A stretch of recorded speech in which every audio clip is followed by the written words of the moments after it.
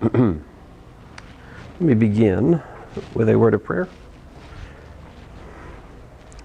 Heavenly Father, we thank you for this day. Thank you for this class. Just help us to just glorify you what we do and understand a little bit more about advanced calculus together, Lord. In your name I pray, Lord Jesus. Amen. Yeah, I do need to write that complex test. We won't go too long today. Hopefully I don't get stuck, you know. All right, so we defined partial derivative last time. And so like the fundamental theorem is this. If I've got a function from a normed linear space V to a normed linear space W with differentiable at some point P, then the directional derivative in the V direction of F at the point P exists, and here's a formula for it. It's nothing more than the differential at P, that was a big F, acting on the set V, right? So, moreover, you know, differentiability at P in the Fauché sense implies that like partial F, partial X sub I at the point P is literally just nothing more than the differential at P of F acting on VI, where, you know,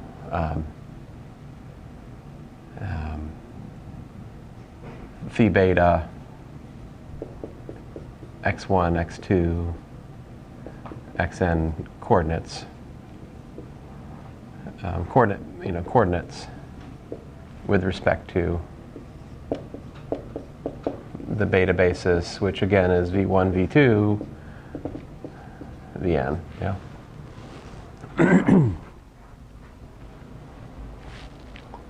So like the proof of this, watch me get stuck on the proof of this. Today I'll probably get stuck. I'll give it a go. So actually, you know what? I'm going to be smart. I'm going to begin by noticing what we have is that f of p plus h, right, is equal to f of p plus what? Plus the differential at p of f of h, right? Plus what? Plus my error term, right? Can you remind me, capital B, the first one, that's the mapping itself. What's the difference between those two? Well, the capital D, that's a directional derivative in the v direction of f at p. So that was the limit as h goes to 0 of f of p plus h. But it's good for me to write this on the board for the sake of this video being more self-contained, if nothing else, right? So that's the directional derivative, the advanced calculus directional derivative of f at p. And I say advanced calculus because in calculus 3, of course, we have we insist that v be a unit vector, right? All right. So I don't insist on that here. All right. Lovely. Now what? So I'm trying to show that, I'm assuming that it's Fauché differentiable, which means that we have this where, what? Where, you know, a to f over norm of h, right, goes to 0 as h goes to 0, right? That's our assumption, and I proved that that's equivalent to, I guess I didn't, I think I proved one direction of the implication, but it is an if and only if thing. It's Fauché differentiable if and only if there exists an error function like so. I'm pretty sure that's if and only if.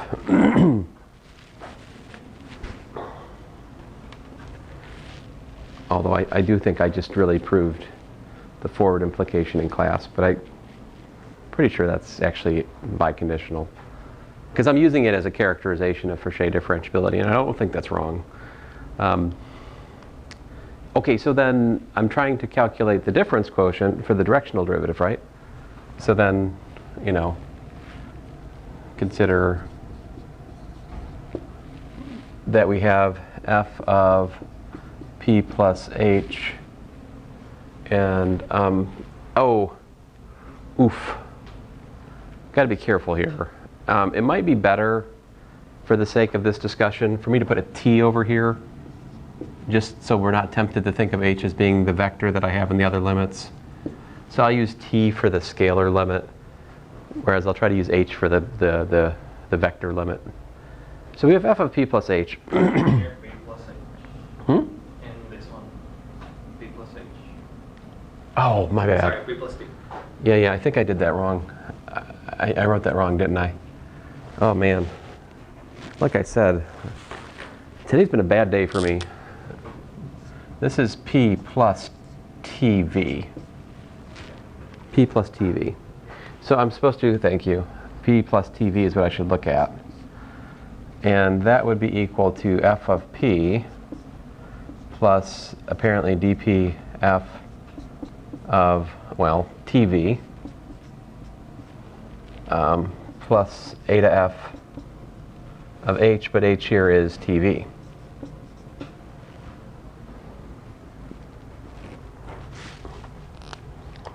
And, all right, so then I can consider f of p plus tv minus f of p all divided by t, right? So for t not equal to 0, of course.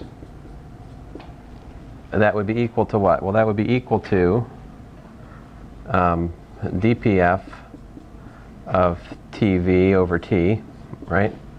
Plus eta sub f of tv, eta sub f of tv over t. Now, because the differential is linear, that multiplication, scalar multiplication by 1 over t, I can bring inside, and lo and behold, this is exactly dpf of v plus what? Plus eta sub f of tv over t, right? So the theorem follows as t goes to 0 to give the directional derivative at v of f at the point P is equal to dpf of v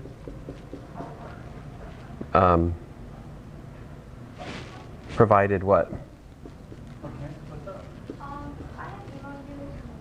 Provided we can show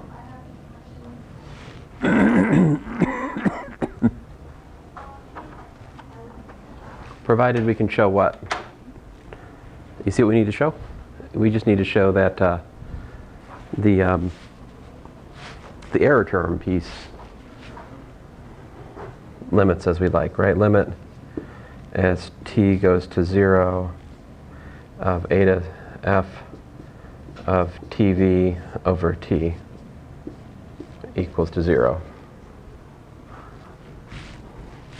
But the thing is, think about what data we have to work with here. This is a walk in the park. This limit is super easy because we already know that the limit as h goes to 0 of eta sub f of h over norm h is equal to 0. So consider the mapping t maps to like, you know, tv. In other words, put h equals to tv. And then we have the limit as t goes to 0 of eta sub f of tv over the norm of tv equals to 0. That would be by the fact that if the multivariate limit exists, then all the path limits exist. This is just a particular path, provided that v is non-zero. Now, if v is equal to 0, these are trivially equally. I think you could prove that. But if v is non-zero, then I can have this argument.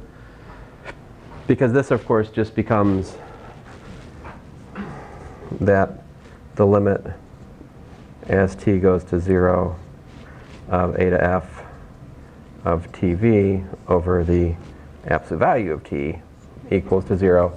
If I just multiply the 0 limit by the norm of v, I get rid of the norm of v, I'm left with the absolute value of t. But the thing is, if this is equal to 0, that implies, of course, that without the, well, let me not even write it, then we can, it implies then that that's equal to 0, because the limit of a function is 0, the limit of the absolute value of the function is also 0, and vice versa, vice versa here. Well, anyway, that's close to a proof. Okay, so any questions? Okay, so if it's Frechet differentiable, then the partial derivatives exist and they're directional derivatives. Woohoo! And in as much as I'm working with a unit basis, right, if I'm working with a normalized basis, then we are actually not in disagreement with calculus 3, because the directional derivatives are the partial derivatives actually are directional derivatives with respect to unit vectors. However, if I was working with a non-unit basis, then the partial derivatives would not technically be, well, they would be directional derivatives in the sense of my annoying, slightly generalized definition of directional derivative, but they would not be. I'm almost kind of the school of thought that when I write these things up carefully, I should just impose the directional derivative being with respect to a unit vector. There must be a reason that it's not done. Like Edwards not putting a unit vector there, it's not like Edwards didn't teach calculus 3 a bunch of times in his career, if I had to guess. So him not putting the unit vector there, it's probably for a reason I don't I probably should more fully appreciate why they have not cluttered, in some sense, this definition with v being a unit vector. There's, so not just to make it more general. Yeah, I think it's so that, yeah, to make it more general. Yeah, in part so that you can write this for any v, not just for unit vectors.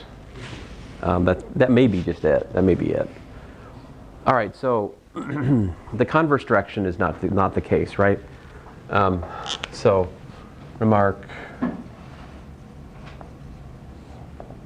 there exist functions from normed linear space V to normed linear space W such that partial f, partial x of I at P exists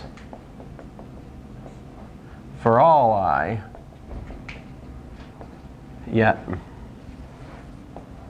the differential of f at P does not exist.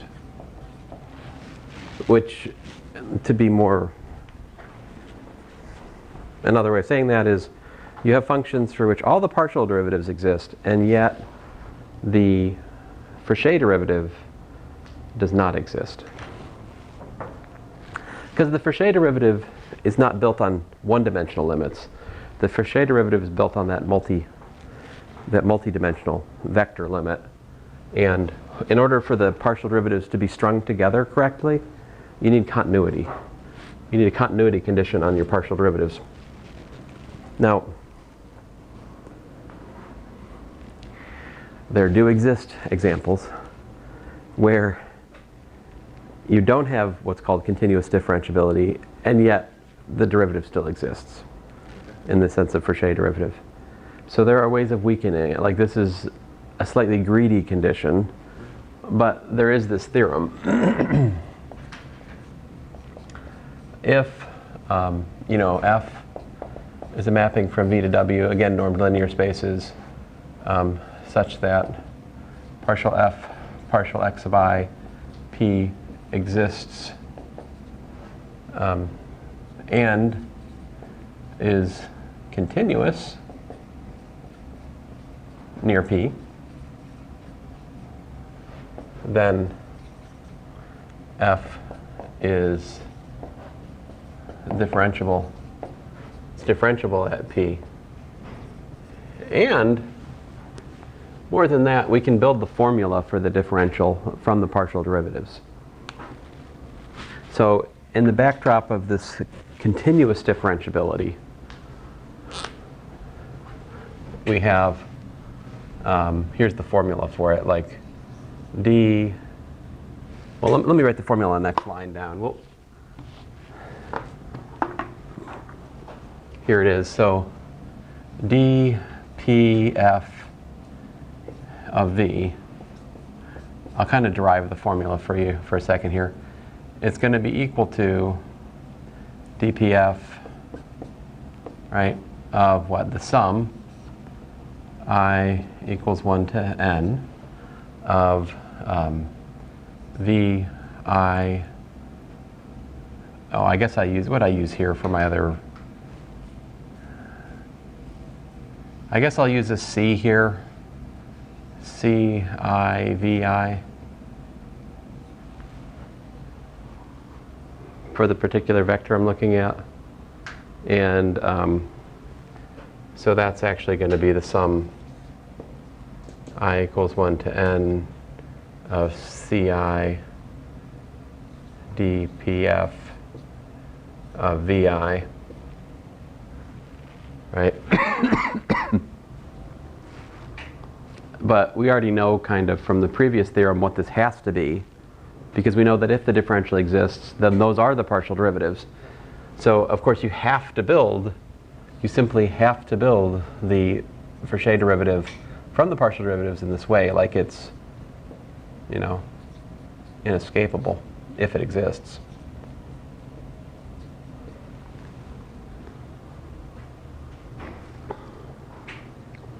So, yeah.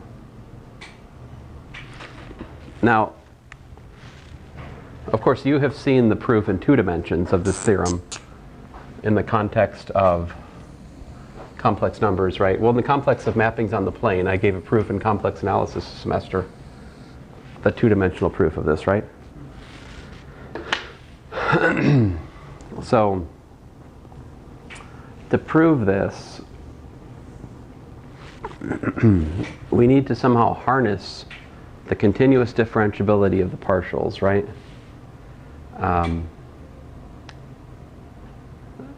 And I mean, we're going to have to show that there is a well, I guess we have 2 plans of, there's 2 different ways we could go here. We could try the Fauché quotient like explicitly, try to work on that explicitly. We could aim for like the error term formulation maybe. Let me see here.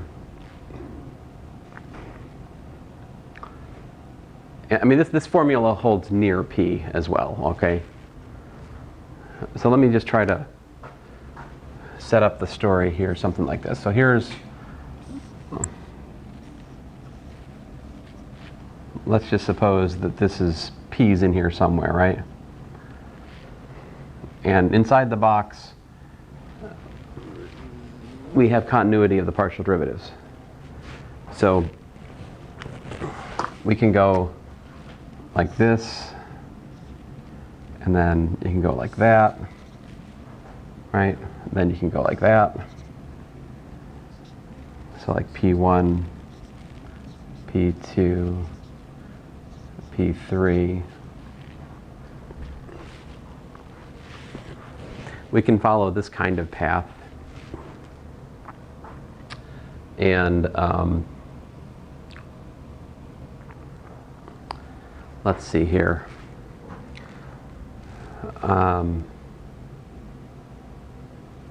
Let's see here. I think I need to study. I need to like go from P to P plus H, right? But here, that looks something like, P1 plus H1 V1 plus P2 plus H2 V2 plus da da da da plus Pn plus Hn Vn. See, because we're working in the vector space V with the basis V1 through Vn, so any displacement P plus H I can write like that. Whereas, of course, my initial P, is equal to what? It's, just P1 V1 plus Pn Vn.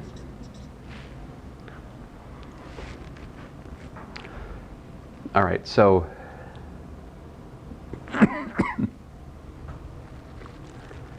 Um,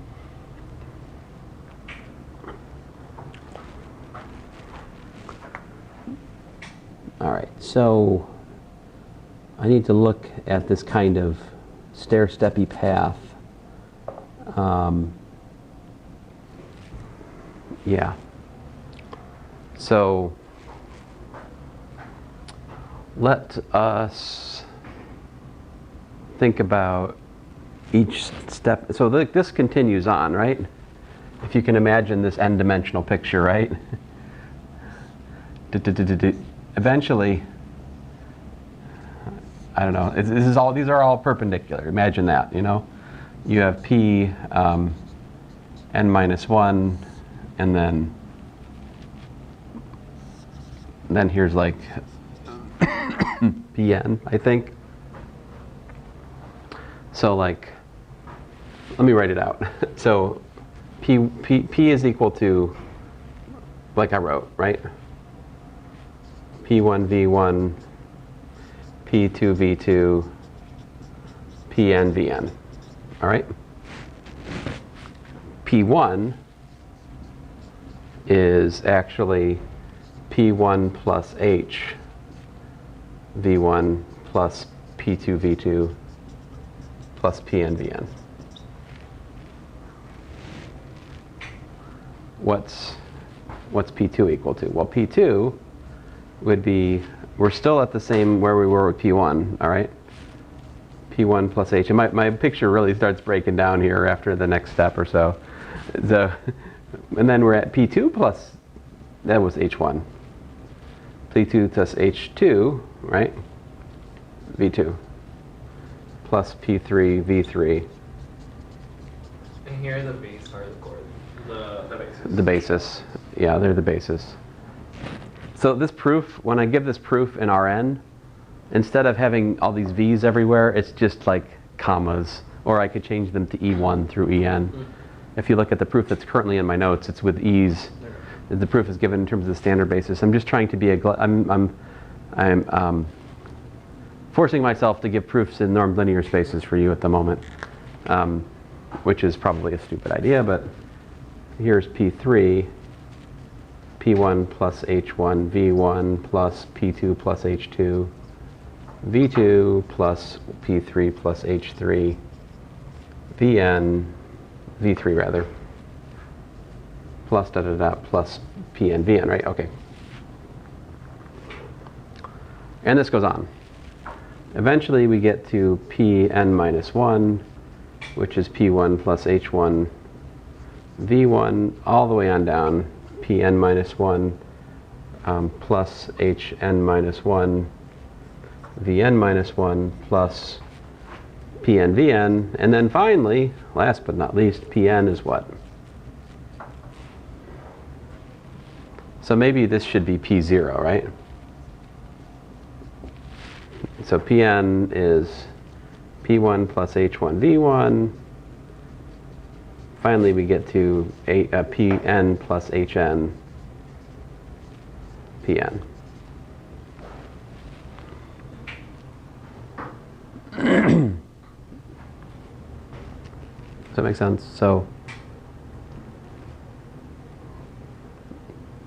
every one of these journeys, we're only changing one of the coordinates, and the others are being held fixed.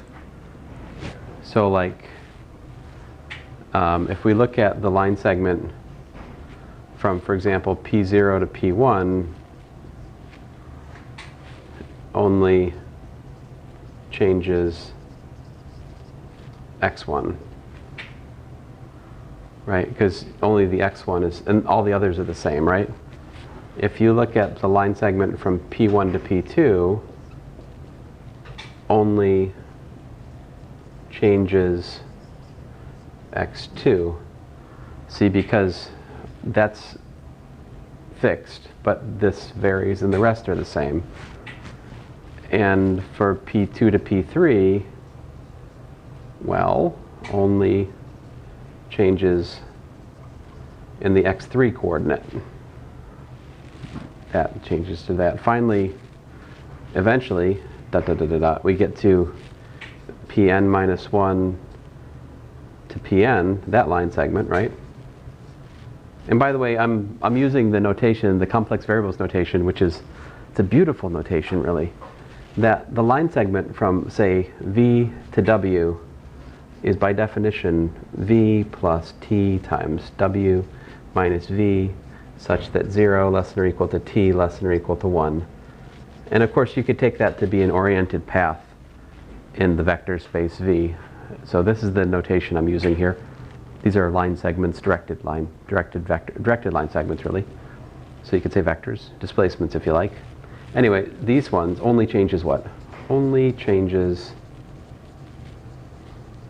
xn.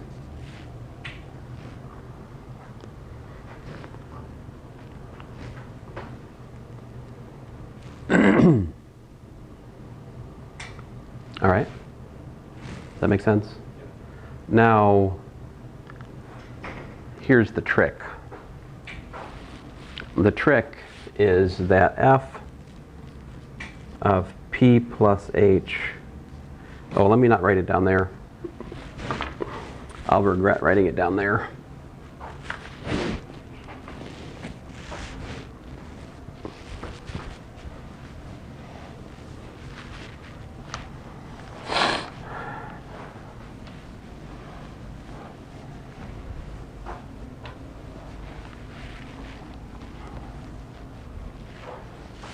So f of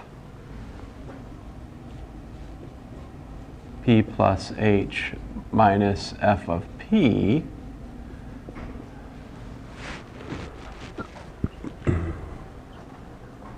what's it equal to? Well,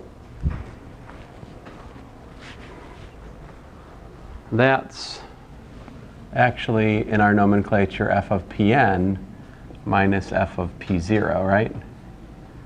But if you tilt your head and squint, you can see that that's actually f of Pn minus f of Pn minus 1 plus f of Pn minus 1 minus f of Pn minus 2 plus plus, you know, f of P2 minus f of P1 plus f of P1 minus f of P naught. And that's really nice because every one of these here, right, this one, and this one, and this one, and this one, I can study like the partial with respect to xn to get a picture of this, the partial with respect to xn minus 1 to get information about that, the partial with respect to x2 is going to give me information about that, the partial with respect to x1 is going to give me information about that. See, because, let me explain. What is the directional derivative, right, in the vi direction of f at the point, I'll use the point q here for the sake of, p has a different meaning, yeah? So just arbitrary q. Well, by definition, this is the limit as t goes to 0 of f of, well, q plus tvi, right, minus f of q divided by t, right? But we should notice that this is an ordinary derivative. This is in fact the total derivative, the just time derivative of f of q plus tvi, right? Such that t is equal to 0.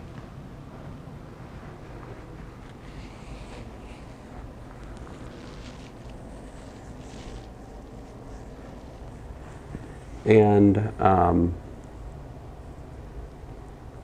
as such, I can apply the mean value theorem to this derivative. with respect to the appropriate domain.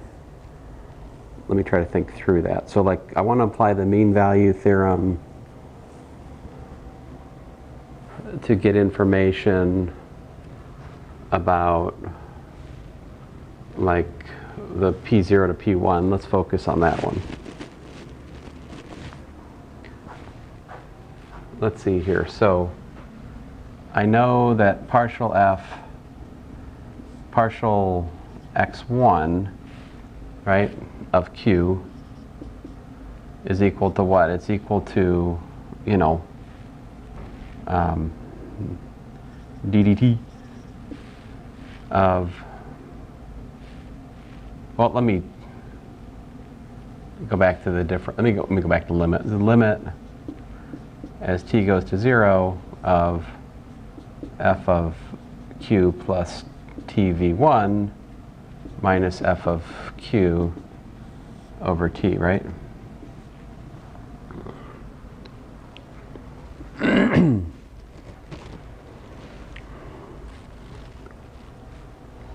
So let's see here. If I'm thinking about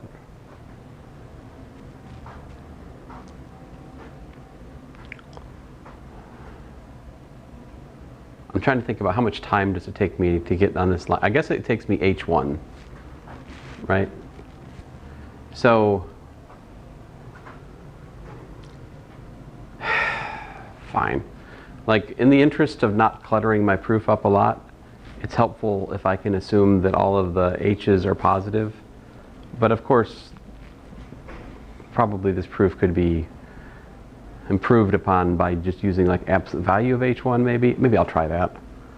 All right, so what I'm trying to say here, and I'm taking my sweet time saying it, is that if you look at P0 to P1, right, it takes absolute value of h1 time to traverse the curve, right?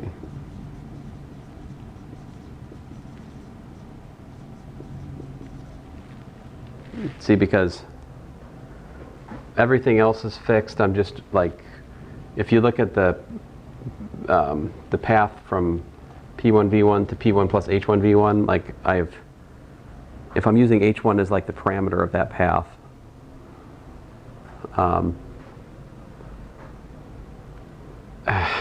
sorry, there's something missing in my thinking here. All right, so I'm assuming continuity of this partial derivative, right? And so that means that this derivative is continuous on like, well, let me just make it simple. Let me just make h1 positive just to keep my argument uncluttered. So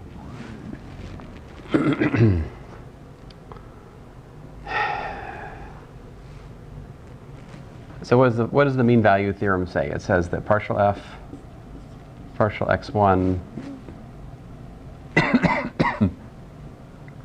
right, at some point, let's call it C1, right, is equal to f of P1 minus f of P0 divided by H1. It says that the average rate of change of the function is equal to the instantaneous rate. Now, admittedly, I'm abusing things a bit here because this is vector valued, right? So if you want to be more fussy, I'm applying the ordinary mean value theorem at every component of this one at a time, and that slight generalization of the mean value theorem is what I'm using. So there has to exist a C1. Where does C1 have to be? 0 less than, you know, C1 less than or equal to H1, I think. Yeah. And I shouldn't be so careless. This is actually, what is this actually at? partial f, partial x1 where? At like p0 plus,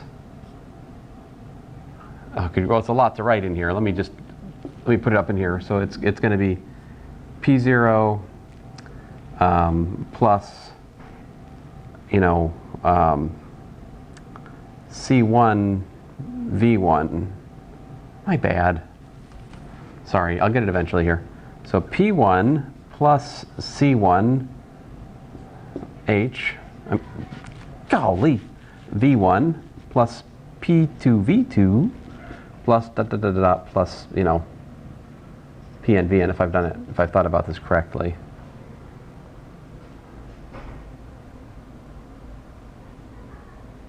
Right. So like the c1 could any be basically what I'm arguing is that there's some point essentially like here could be it. You know, if you think about back to my initial picture, there's got to be some point on that line segment where the, you know, instantaneous rate of change matches the average rate of change with respect to the first partial derivative.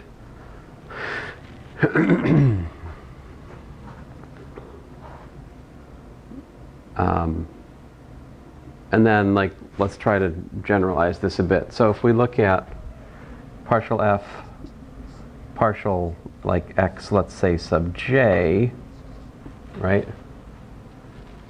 There has to be some point, like, you know, now this is where it gets complicated, right? Because if I'm at, it's gonna be in the jth one where it is. So let's see here. So I should have p1 plus h1 v1 plus dot dot dot dot all the way up into p j minus 1 plus hj minus 1 vj minus 1, right?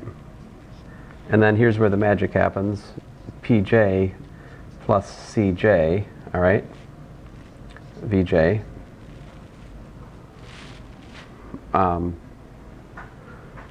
And then past that we've got, you know, j plus 1, vj plus 1, all the way on out to pn, vn, right?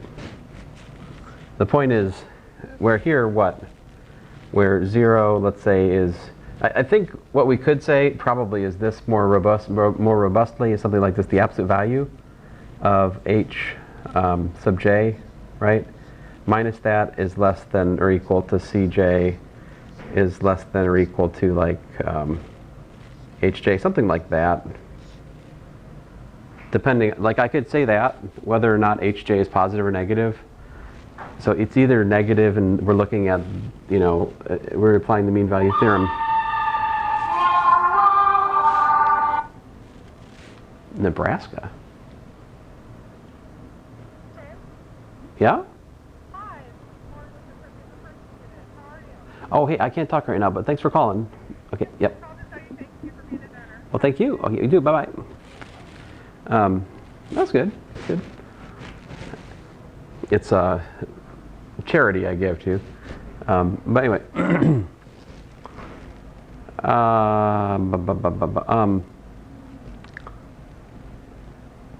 So whether or not hj is positive or negative, like if it's positive, then cj is between 0 and that. If it's negative, it's between this and 0 is between, cj is between 0 and the negative of it, okay? So like we can adjust. We don't need to assume all the h's are positive. We can rescue this argument with, like, applying the mean value theorem as appropriate there. But the point is that cj is between this and that, whether it's, all right? And so the mean value theorem says there exists some cj in here such that this is equal to what? Well, it's equal to f of, so pj minus f of pj minus 1 divided by, well, hj, right? I mean, I guess plus or minus that, but I guess I want it to be positive, but listen, the larger point here is that it's probably better for me to, instead of writing it this way, to write it like this. F of pj minus f of pj minus 1 is all this mess over here, right? Times what? Times hj, right? So that's a more convenient way to write it, because then you see when I come back up to my step up here, what can I do? Can I erase that? What's in the blue? Because I want to kind of, yeah, that'd probably be a good idea. So this argument I found in Edwards Advanced Calculus, okay, and so any errors I've injected into here are probably my own. But of course Edwards does this proof for Rn. I'm trying to adapt it for the normed linear space at the moment. But so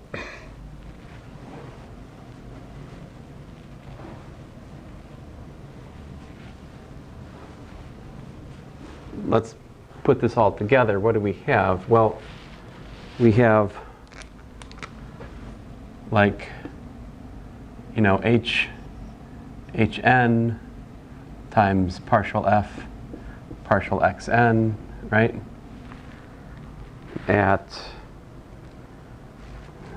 this, let me just put parentheses there, okay? And then plus hn minus 1 partial f partial xn minus 1 of the next, you know, partial f partial x2 times, well, h2 times that, right? Of things. And then finally h1 partial f partial x1 of things. Now the things that go in there are a little bit complicated, but we can think about it, right? This is what goes in there, right? So let me give a name to all that.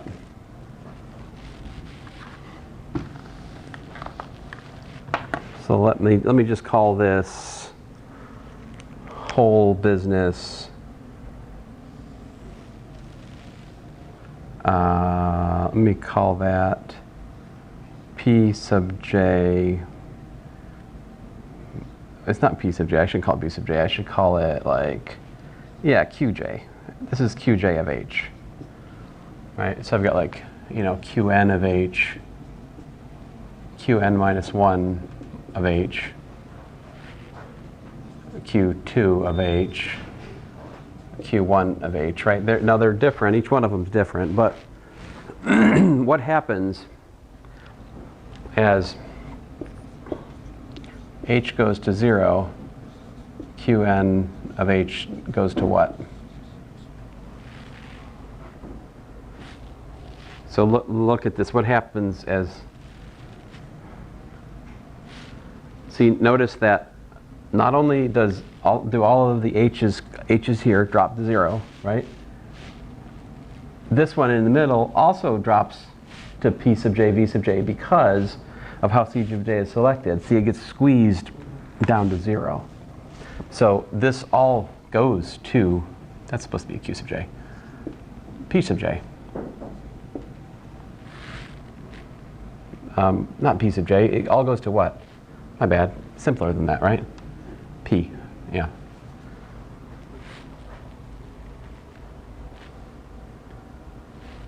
So the input to each one of these goes to P. So by the continuous differentiability,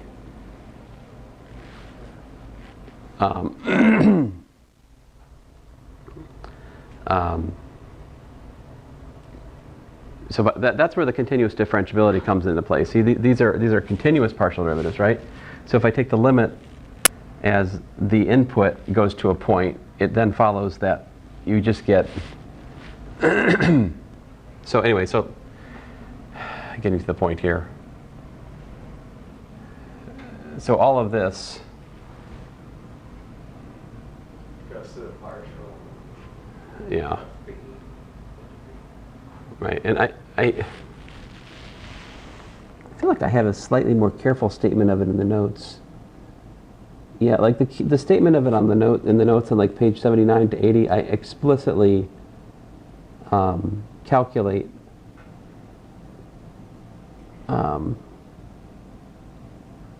like the notes are a little bit better, the way that the argument is phrased, but this is the heart of it. So yeah, the limit, let me write it out here. So the limit, goodness gracious, I can't talk today, of f of p plus h minus f of p, right?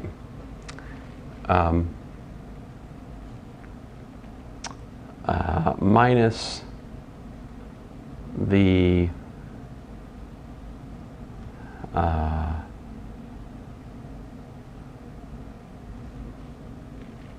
man, how to say this? The sum I equals 1.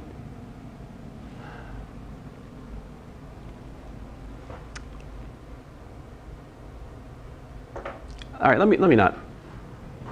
Hold on a second. Hold on a second. So let's notice that f of p plus h is equal to what? F of p plus what? The sum. Oh, I think I just saw how to do it. I equals 1 to n of partial f partial xi of p, right? Times hi. All right. Now that is my alleged formula for the what? For the differential, right? That's what I want to prove is the actual differential there. So the formula I have in the theorem has a c in it, but this is that's what I want the differential to be, right? Now, if you look at what I already have written there, it gets very silly, but check it out. So I can write this plus what? Plus the sum, I equals 1 to n, all right? Watch this, of partial f partial xi at qi of h, right? Minus partial f partial xi at p times hi.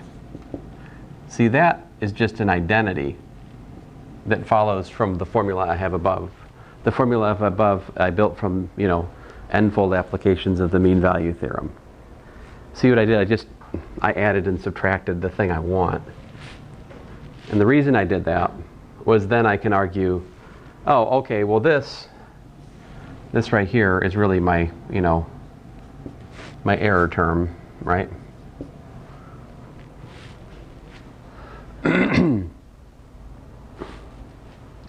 And you can argue that goes to 0. Now, so the one thing I was just arguing is that as h goes to 0, if we just look at this right here, right? As h goes to 0, we find, partial f partial x sub I at p minus partial f partial xi at p, which of course is 0. The fact that goes to partial f partial xi at p is the continuous differentiability. Okay? I don't know if I've made that completely explicit, but you could make it explicit. Now, that's not quite enough though, right? What do I need to, so that what's in the blue parentheses here, right? That goes to 0. So to complete my error argument style proof here, I need to show what? I need to show that, let me call this thing in parentheses G. All right, so, yeah, I'll call it G sub I. So sum over H sub I, G sub I, H, So I'm supposed to show that this divided by, yeah, exactly, that.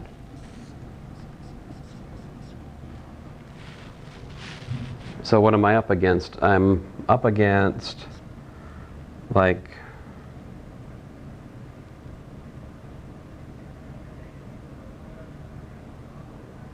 well, I wanted to use our bounded theorem, our bounded product limit thing again, but I'm not sure that's quite the right pattern.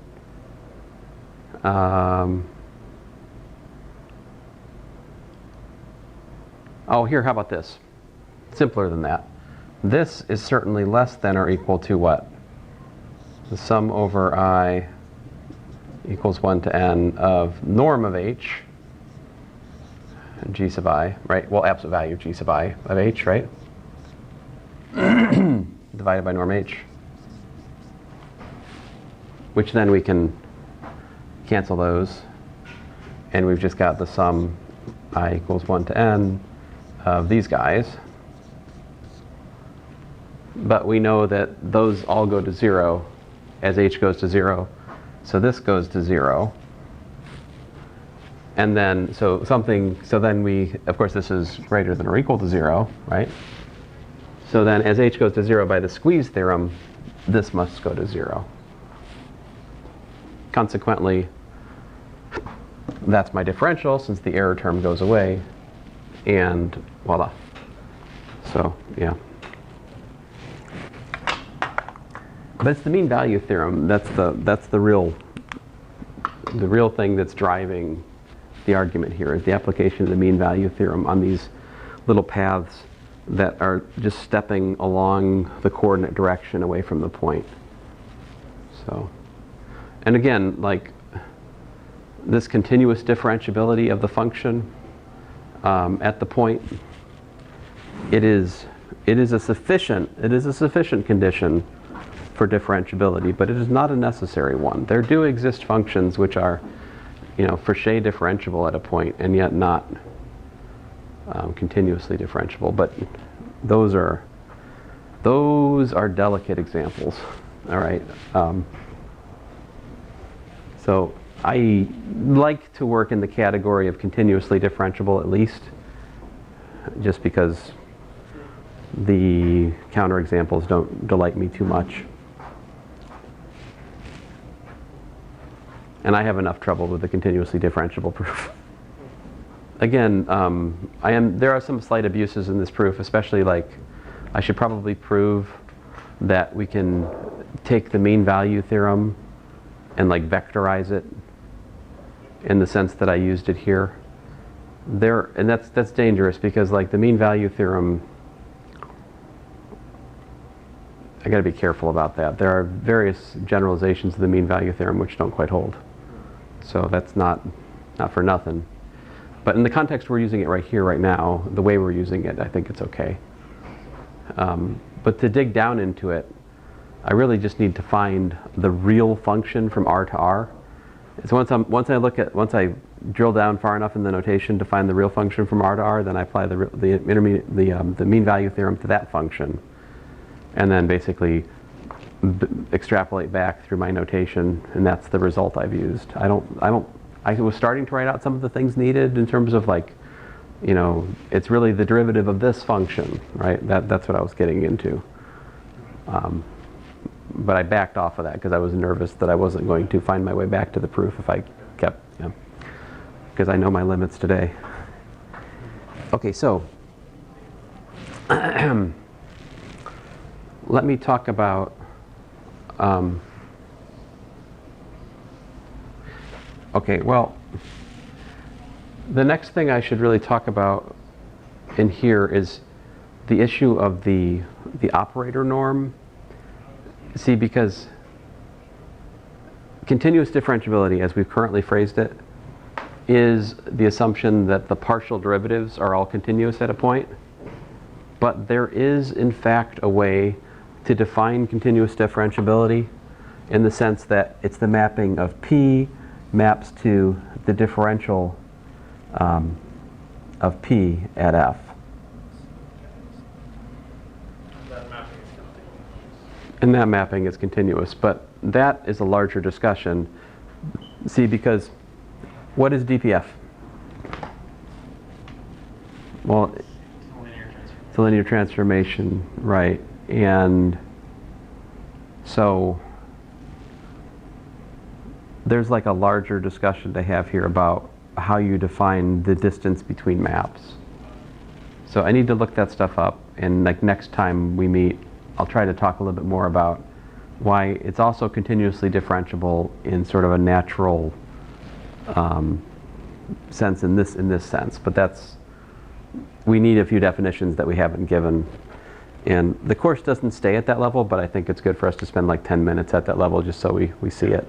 So it's related to the dual space? Yeah, it's related to dual space. Sorry, I was And reading that. yeah, it's a nasty business. But anyway, I'm shortchanging you today. I know you probably want to study for my test anyway, so am I right? Yep. You done studying? I mean, I could use some more. You could use some more? Okay, yeah.